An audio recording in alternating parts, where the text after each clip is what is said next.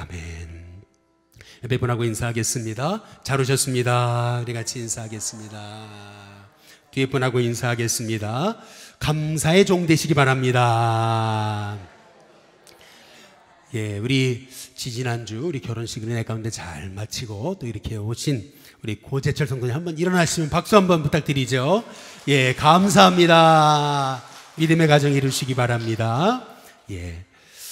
또 마지막으로 이렇게 옆에 뒤에 분하고 인사하겠습니다. 감사 체질 되시기 바랍니다. 한번 인사하겠습니다. 예, 어떤 분이 오랜만에 새벽 기도를 나갔대요. 너무 오랜만에 가서 하나님 앞에 기도를 하려니까 무슨 말부터 해야 되나 이제 이렇게 쭈삣쭈삣하죠. 근데 자기도 모르는 사이에 이제 이런 기도가 튀어나왔대요. 저기요, 예, 이렇게, 예, 할렐루야, 예, 하나님 그래야 되는데 뭐라 그랬어요? 저기요. 예, 길 지나가는데 모르는 사람한테 뭐라 그러지? 길 물어볼 때 예, 저기요 그러잖아요. 이제 그런 것처럼 저기요 이제 그러는 거예요. 깜짝 자기도 놀랬다는 거죠. 이야, 자기도 너무 스스로 난감하고 너무 한심해 보이더라는 얘기입니다. 뭐 이게 실화인지 지어낸 얘기인지는 잘 모르겠습니다. 그러나 중요한 것은 기도를 잃어버리면 우리의 영적 삶도 침체한다는 것입니다. 왜냐하면 하나님과 교통이 사라지니까, 하나님의 음성이 들려주지 않으니까. 그러니까 기도를 잃어버리면 그러면 우리의 삶에, 영적인 삶에 침체기가 찾아온다는 거예요. 그래서 저와 여러분에게 기도는 반드시 회복되어야 됩니다. 한번 옆에분한테 한 번 더 인사해 보시죠. 기도가 회복되시기 바랍니다. 한번 인사해 보시죠. 여러분의 삶이, 기도의 삶이 회복되시길 주님의 이름으로 축복합니다. 기도가 회복될 때 얼마나 놀라운 일이 벌어지는지, 기도가 회복될 때 우리의 삶에 하나님이 하나님 되시는 역사가 이제 일어나게 되는 것입니다. 팀 켈러라고 하는 미국의 아주 미국을 대표하는 참 요새 참 귀한 우리 목사님이 계세요. 이분이 쓰신 팀 켈러의 기도라는 책에 보면은 2001년에 911 9.11 테러 사건이 났죠. 그때에 이 뉴욕에는요, 이 쌍둥이 빌딩이 주저앉으면서 그 뉴욕 백성들 삶에 그 엄청난 우울의 영이 서로 그런 잡혀지는 그런 일들이 있었대요. 사람들이 다 그렇게 우울하고 뭐 도시 전체가 그렇게 우울했대요. 그렇게 우울했던 때에 참 이제 설상가상으로 이제 여기 팀 켈러 목사님의 부인마저도 이제 클론병이라고 이제 장애 문제가 생겨지는 병인데 설사가 생기고 체중이 빠지고 뭐 이러면서 참 고통스러운 이제 그런 병으로 그렇게 매일 이제 고통에 이제 시달렸다는 겁니다. 근데 설상가상으로 이제 이 팀 켈러 목사님은 이제 갑상선암 이제 진단을 받은 거죠. 우리 그 이화교회 박영배 목사님도 몇 해 전에 신장암 수술을 받으셨는데 재발이 됐어요. 그래가지고 이제 다음 주부터 월요일부터 이제 항암 치료를 시작하십니다. 근데 사실 생각해봐요. 이런 상황을 만나게 되면은 이게 얼마나 이게 참 그렇습니까? 절망적인 거죠. 참 매일 이렇게 참 우울한 기분 속에 있는데 이런 절망적인 상황에서 이제 사모님이 이제 이런 제안을 하더라는 거예요. 그냥 제안이 아니라 비유까지 들면서 이제 뭐라 그러냐면은 우리가 만약에 불치병 시한부 선고를 시한부 인생 선고를 우리가 받았다면은 그래서 매일 밤 의사가 약을 하나 주는데 이 밤에 약을 먹지 않으면 죽는다 라고 해서 매일 약을 챙겨 먹어야 된다고 매일 밤 몇 시에 꼭 이 약을 챙겨 먹어야 된다고 만약에 그렇게 의사가 얘기한다면 우리는 그 약을 뭐 바빠서 못 먹었다, 뭐 깜빡해서 못 먹었다, 이제 그런 일은 없을 거 아니겠냐는 거예요. 매일 밤 그 약을 어떻게든 찾아서 챙겨서 먹을 거 아니냐는 거죠. 네, 마찬가지로 지금 우리가 시한부 인생 선고를 받았고 이 약을 먹지 않으면 죽는다는 심령을 가지고 우리 부부가 시간을 정해놓고 매일 밤 같이 하나님 앞에 1시간 이상 기도하자고. 근데 그렇게 부인이 얼마나 그렇게 진지하게 얘기를 하든지, 그래서 이제 둘이 매일 이렇게 기도하기 시작했다는 거예요. 이렇게 목사님이 어디 말씀을 전하러 가시게 되면은 전화로라도 이렇게 같이 전화로 스피커폰을 해놓고 같이 이렇게 매일 기도의 재단을 쌓았다는 거예요. 처음에는 이제 아내의 권면으로 시작했는데 놀라운 사실은 그 기도를 통해서 자기 아내의 그 인생이, 삶이, 또 자기의 삶이 뿐만 아니라 자기 교회가, 또 우리 성도들이 회복되기 시작하더라는 거예요. 이분이 세운 이 팀 켈러 목사님이 세운 교회는 뉴욕 한복판에 있는 거예요. 그런데 우리 교회처럼 이 서울 도시 한복판에 있는 교회거든요. 이 뉴욕 한복판에서 교회가 부흥하기 어렵다고 하는 이러한 통설을 깨고 이 교회가요 1000명, 2000명, 3000명, 4000명, 5000명, 6000명, 7000명 부흥하기 시작하는 거예요. 이제 그러면서 이분이 하는 얘기가 그런 거죠. 기도의 비밀을 알면서 위대하신 하나님을 경험하게 되는 인생의 터닝 포인트를 경험하게 됐다. 이제 그렇게 이제 고백하게 되는 거죠. 한번 따라해 보겠습니다. 기도밖에 없다. 기도밖에 없어요. 어찌 보면은 하나님이 우리를 절박함으로 몰아가시는 것은 우리에게 기도를 시키시는 거예요. 절박하게 몰아가시는 것은 기도하라고. 막 우리를 코너로 몰아가시는 것은 기도하라고 하는 사인이에요. 기도해야 저와 여러분의 인생이 회복되는 역사가 일어나게 되는 줄로 믿습니다. 옆에 분한테 인사해 보시죠. 기도하시기 바랍니다. 한번 인사해 보겠습니다. 오늘은 기도에 대해서도 특별히 감사함으로 드리는 기도에 관한 말씀입니다. 우리 골로새서 함께 읽으신 3장 15절에 17절의 말씀에 보면은 15절의 끝에 뭐라고 그러죠? 너희는 또한 어떤 자가 되라고요? 감사하는 자가 되라. 16절 끝에 뭐라 그랬죠? 감사하는 마음으로 하나님을 어떻게 해요? 찬양하라. 그리고 17절에 그를 힘입어 하나님 아버지께 뭐 하라고요? 감사하라. 매 절마다 절절히 뭐 하라고요? 감사하라. 감사하라. 감사하라. 이제 그렇게 말씀하시거든요. 사실 바울은 지금 옥중에서 이 골로새서를 쓰는 겁니다. 이 골로새서는 옥중서신이에요. 복음 전하다가 감옥에 잡혔어요. 근데 그 감옥에서 바울이 틈만 나면 감사, 틈만 나면 감사하라. 그렇게 얘기하거든요. 골로새서 1장 한번 3절에 보시면은 우리가 너희를 위해서 뭐 할 때마다요? 기도할 때마다 하나님 곧 우리 주 예수 그리스도의 아버지께 뭐 한다고요? 감사하노라. 기도할 때마다 뭐예요? 감사하노라. 여러분 기도할 때마다 감사하시기를 주님의 이름으로 축복합니다. 골로새서를 시작하는 첫 절부터 기도할 때마다 감사한다. 참 멋진 고백이죠. 감옥 안에 갇혔지만은 감옥에 갇힌 게 아니에요. 감사로 감옥을 가둬버린 거죠.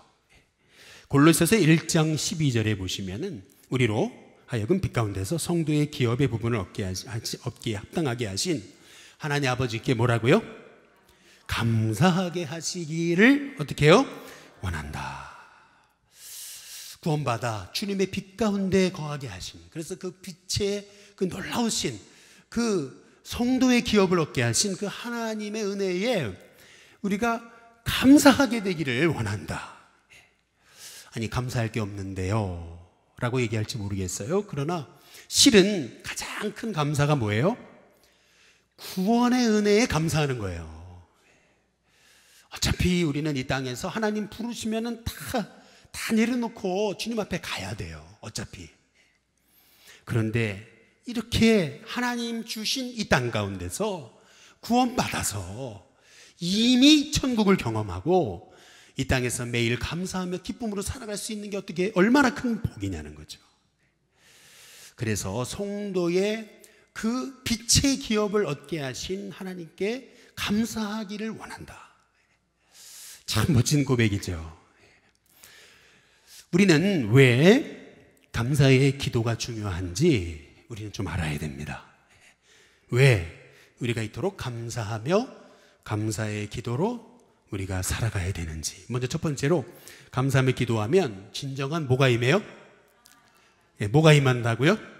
평안이 임합니다. 따라해 보시죠. 감사하면 평안이 임한다. 골로새 3장 15절에 보시면은 그리스도의 평강이 너희 마음을 어떻게 하라고요? 주장하게 하라. 우리의 마음이 하나님이 주신 평강이 우리의 마음을 사로잡게 되려면 우리가 뭐 해야 돼요? 감사하는 자가 되라 라고 하시는 말씀입니다. 참 신기한 게 있어요. 감사하면은요 마음에 평안이 임합니다. 별로 아멘 안 하시는데 요새 우리 교회가 이제 낮에 성전 기도를 하잖아요. 저도 매일 와서 이렇게 기도해요. 시간 날 때 이렇게 기도합니다.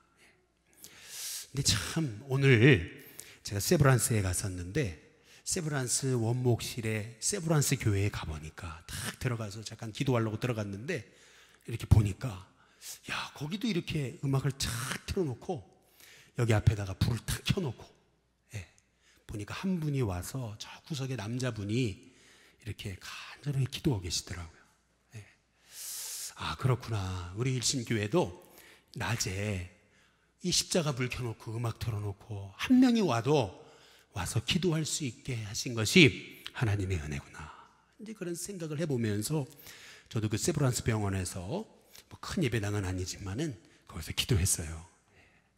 그런데 참 놀라운 게 있어요. 이게 낮에 한번 와서 해보세요. 우리 성전에 와서 여기 오셔가지고 우리 이렇게 다 여러분이 이렇게 이 성전에 다 앉아가지고 우리 백종인 권사님 이렇게 앉으신 자리에 이렇게 다 앉으셔서 한번 기도해 보세요.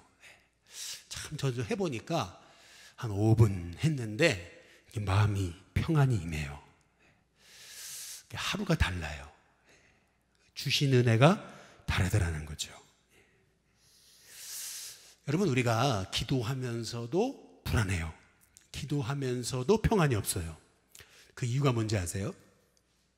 매일 달라고만 기도해서 그래요. 매일 달라고만 하니까. 달라고 하는데 안 주시는 것 같으니까. 확신이 없으니까. 그러니까 여러분 마음에 평안이 없는 겁니다.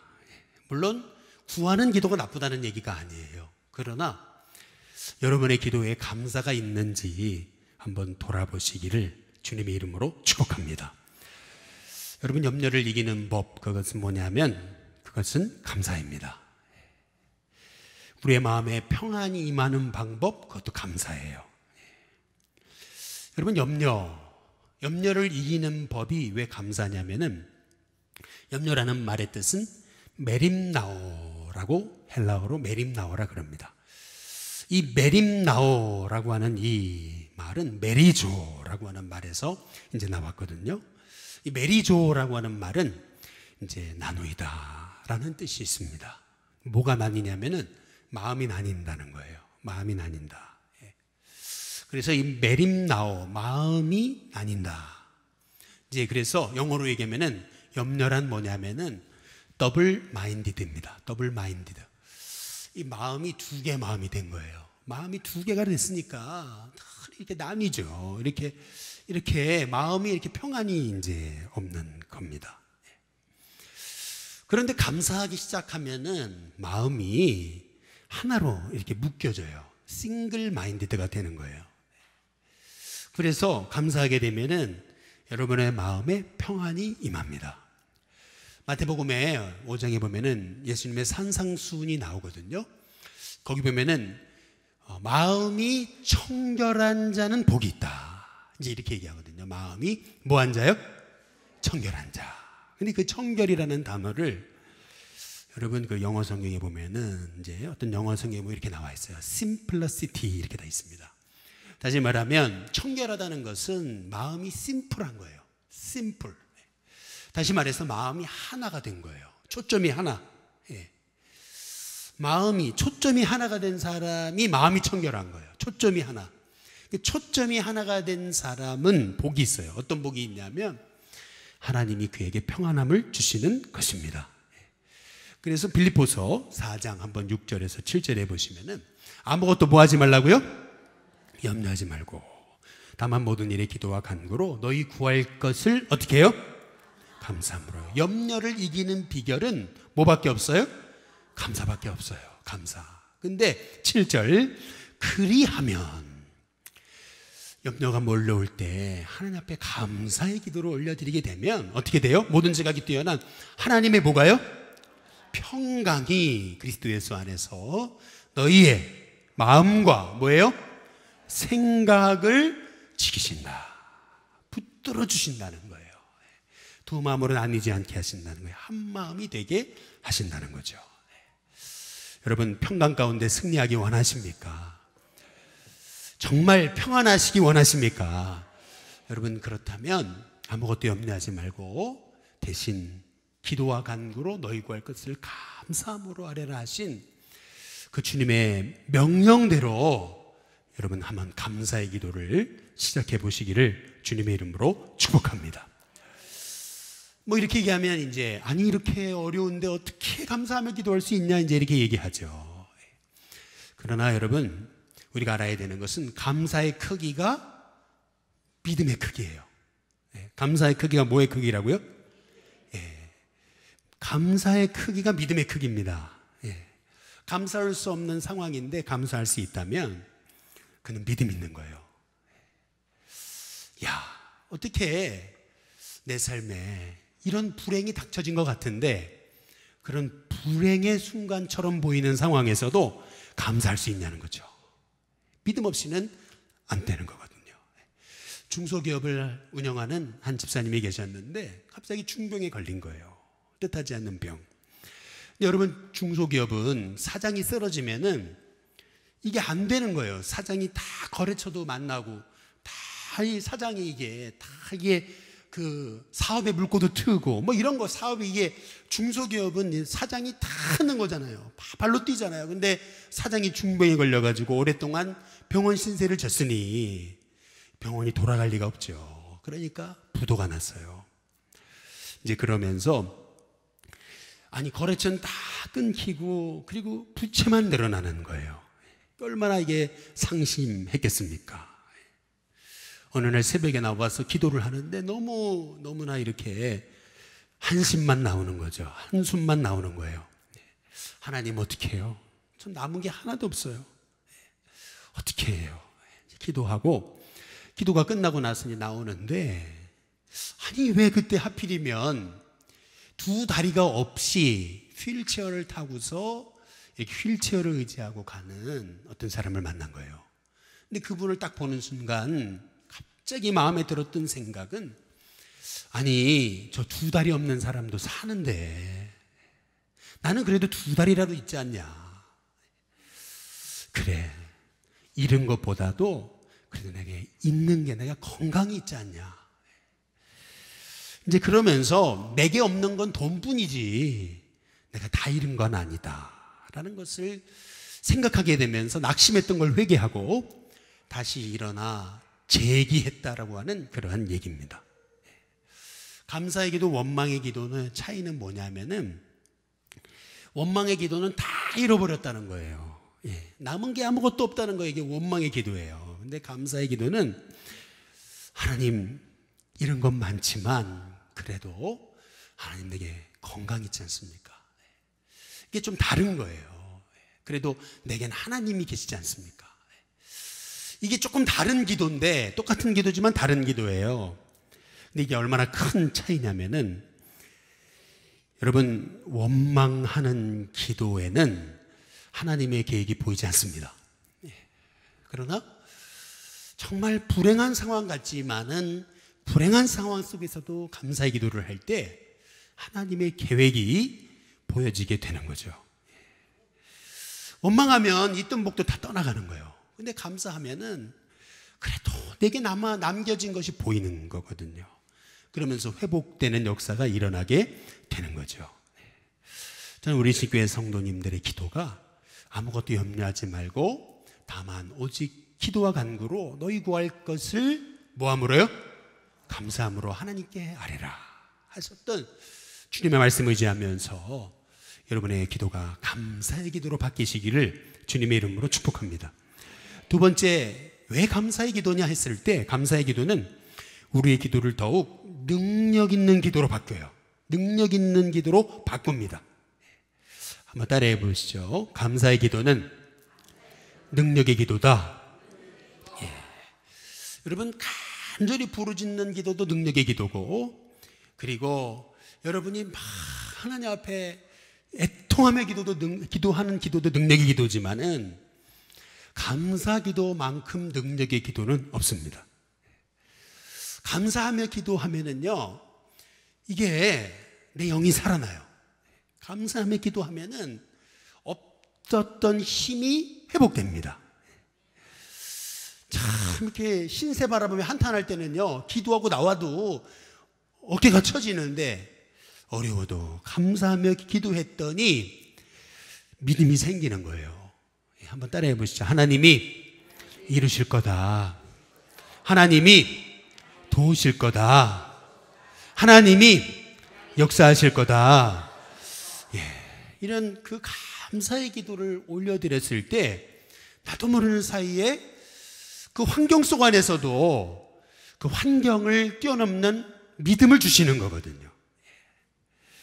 그래서 여러분 감사의 기도는 능력의 기도예요. 저는 우리 일신교회 성도님들이 감사의 기도로 믿음을 회복하시길 주님의 이름으로 축복합니다.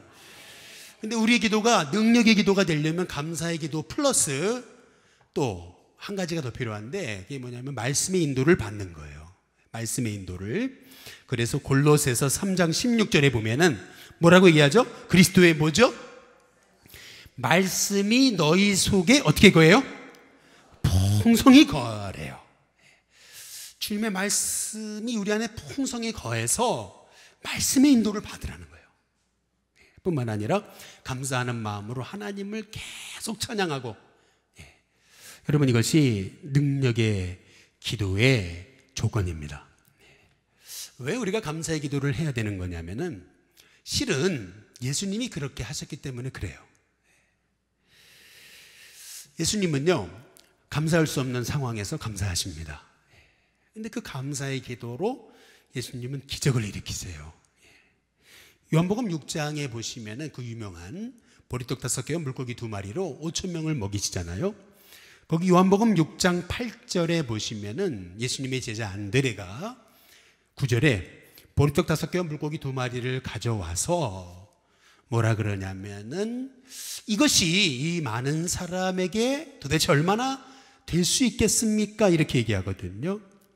아니 사람은 많은데 이게 고작 요거 가지고 누구 코에 누구 입에 누구를 먹일 수 있냐고 이제 이렇게 얘기하는 거죠.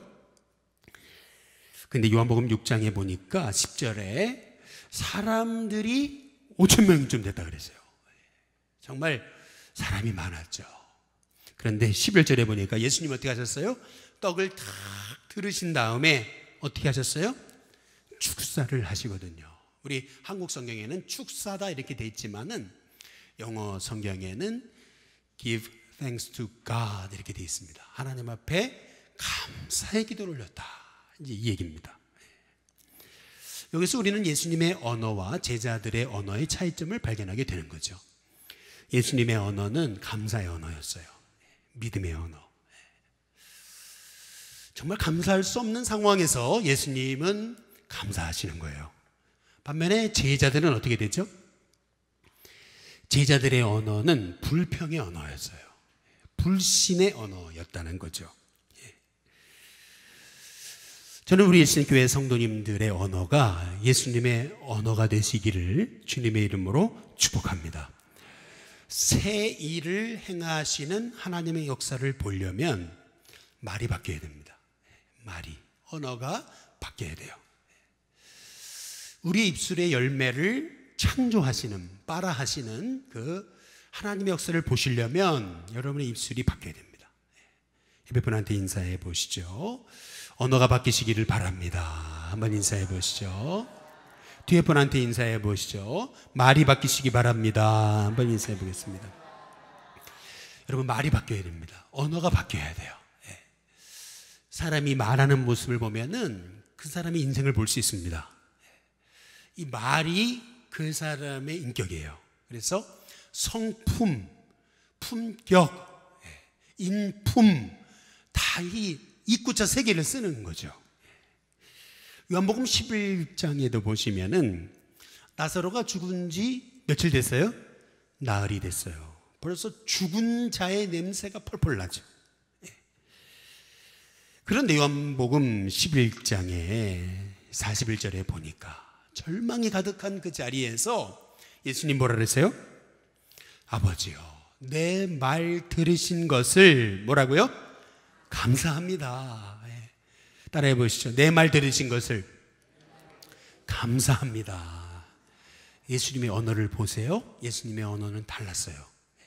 내 말 들으신 것을 뭐라고요? 감사합니다.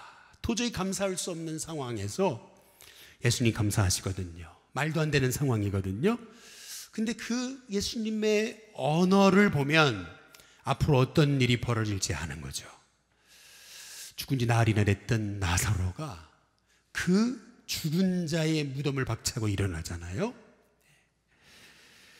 이것만이 아니죠. 예수님이 능력을 많이 행하셨던 고라신과 벳세다 마을에서 사람들이 예수님을 안 믿어요. 배척해요. 참 답답한 상황이거든요. 예를 들면 우리가 요새 늘 푸른 학교를 하잖아요. 어떤 분이 저한테 전화가 왔어요. 뭐라고 전화가 왔냐면, 참 목사님 대단한 일 하시는 거라고 이제 그러면서 그분이 그런 표현을 쓰시더라고요. 무슨 표현을 쓰시냐면은, 제가 와서 보니까 이 늘푸른 학교라는 게 매주마다 이 회원동에 소잔치를 하는 거라는 거예요. 마을잔치. 그러니까 소마을잔치. 작은 마을잔치를 하는 거래요, 이게. 생각해 보니까 진짜 작은 마을잔치더라고요. 그런데 이제 우리가 이렇게 열심히 섬기잖아요. 근데 이렇게 열심히 섬겼는데도 아직도 안 믿는 분들이 있거든요. 그러면은 이렇게 마음이 좀 답답하죠. 언제 믿을 건지 도대체. 마음이 답답하죠. 근데 이런 상황에서 예수님이 뭐라 그러시냐면, 아니, 기적을 안 베풀었으면 모르겠어요. 기적을 많이 베풀었던 땅이 안 믿어요, 예수님을. 그런데 예수님이 뭐라 그러시냐면은 마태복음 11장 25절에 보니까 뭐라 그랬어요? 따라해 보겠습니다. 그때에 이 고라신과 벳세다 사람들이 예수님을 배척할 그때에 그 얘기입니다. 그 앞절에 보시면 예수께서 대답하여 이르시되 천지의 주제이신 아버지요. 그 다음 예수님 뭐라 그러세요? 감사합니다. 이렇게 얘기하시잖아요. 한번 따라해 보겠습니다. 감사합니다. 저와 여러분에게 이런 예수님의 언어가 전염되시기를 주님의 이름으로 축복합니다. 하나님 가장 기뻐하시는 기도는 감사하는 기도입니다. 하나님 가장 기뻐하시는 기도는 뭐라고요? 감사하는 기도라는 거죠. 저는 우리 집교회 성도님들의 입술에서 감사가 흘러넘치기를 주님의 이름으로 축복합니다. 감사하기 시작하면 하나님의 능력이 나타납니다. 감사하기 시작하면 여러분의 관점이 바뀝니다. 감사하기 시작하면은 하나님의 계획에 대한 눈이 열립니다. 감사하기 시작하면 믿음의 눈이 떠져요. 감사하기 시작하면은 불행이 감사로 바뀝니다. 옆에 분한테 한번 인사해 보시죠. 감사의 기도를 회복하시기를 바랍니다. 한번 인사해 보겠습니다. 마지막 세 번째로 감사 기도야말로 하나님을 영화롭게 하는 가장 중요한 열쇠입니다. 시편 50편 23절에 보니까 감사로 제사를 드리는 자가 나를 어떻게 해야 돼요? 영화롭게 한다. 진정 이렇게 감사하는 자에게 내가 하나님의 구원을 보이겠다. 이제 그렇게 이제 우리에게 말씀하시거든요. 이제 어떤 집사님이 결혼을 했는데 남편이 맨날 밤마다 술 먹고 들어오잖아요. 야, 참 술 먹는 것도 어떻게 이렇게 매일 먹을 수가 있어요? 이게 그 남편을 바라보자니 마음도 상하고 몸도 상하는 거죠. 하루는 밤에 남편이 술 먹고 들어와서 그 뒤치다거리를 다 하고 남편 옆에 자는데 남편 그 모습을 보자니 너무 자기 신세가 너무나 참 이게 처량하고, 그래서 하나님 앞에 이제 기도하는 거, 하나님 제 결혼 생활이 어쩌다 이렇게 됐습니까? 언제까지 제가 이런 남편 술 시중이나 들어야 되겠습니까?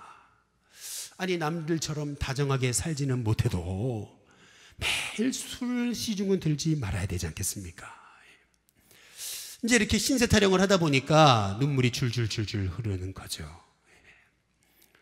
그런데 그때 성령님이 감동하신 거예요. 이게 뭐냐면 지난주 목사님 말씀에 원망하지 말고 감사기도 해라.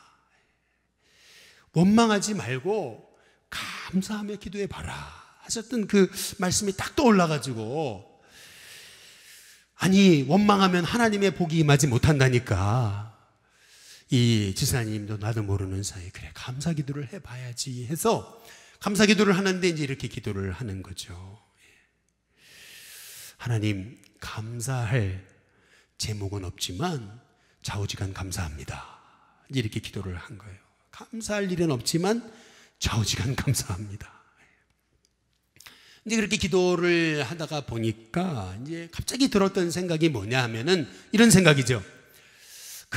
그래도 저 사람이 언젠가 사람 구실할 날이 오겠지. 이제 이런 마음을 주시면서 이렇게 기도를 하는 거죠. 하나님, 지금은 내 남편이 이렇게 밤마다 술 먹고 집에 들어와서 집을 난장판으로 만들지만 언젠간 주님의 아들이 될 것을 믿고 감사합니다. 이제 이렇게 기도하고 또 그렇게 기도하니까 눈물이 나오는 거죠. 근데 자꾸 여자가 옆에서, 아내가 옆에서 훌쩍훌쩍거리면서 우니까 이 남편이 자다 말고 그 광경을 본 거죠. 남편이 그러는 거죠. 나 교회 나가줄게 이제 그만 울어 이제 그런데 그 말이 실화가 된 거죠. 우리 교회도 그렇게 이 동네에서 술 드시기로 유명한 분이 계셨잖아요. 그런데 요새 술도 끊고 전도도 열심히 하고 이제 하는 분들도 있잖아요. 여러분, 결국 뭐밖에 없냐면 기도밖에 없습니다. 여러분, 기도는 하나님의 능력을 다운로드하는 힘입니다. 결국 기도밖에 없잖아요. 내 힘으로 되겠습니까? 안 돼요, 여러분.